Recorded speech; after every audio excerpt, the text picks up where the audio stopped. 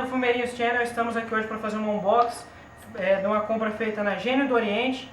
A compra foi feita dia 10 de julho e foi postada dia 14 e chegou depois de 14 dias, no caso hoje dia 28 do 7, 28 de julho.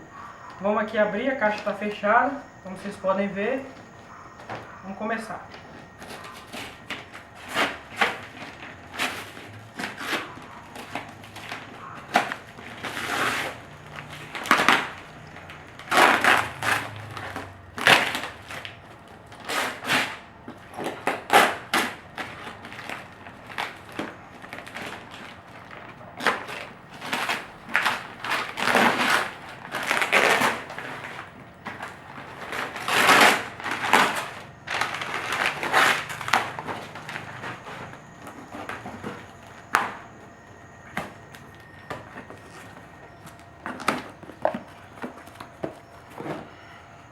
A compra foi 3 kg de Coco King, carvão.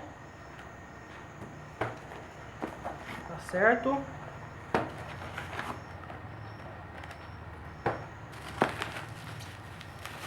Um abafador Gênio Black. Vou deixar aqui, depois mostro. 3, 4, 5... Massaia menta. Um brinde aqui que a gente já vai ver o que é. Tabaco raro. Menta. Coco e limão. Coco e limão de novo, eu tinha pedido duas.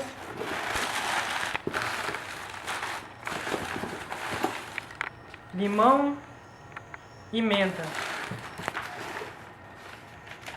A nota fiscal, a compra deu R$313. E o Arrala Load. Arrala Load. Como vocês podem ver.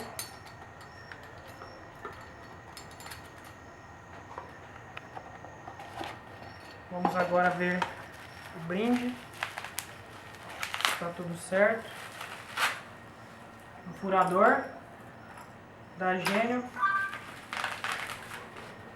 E o abafador Black do nosso amigo cinegrafista Boni, top do Goiás. Só isso, valeu galera!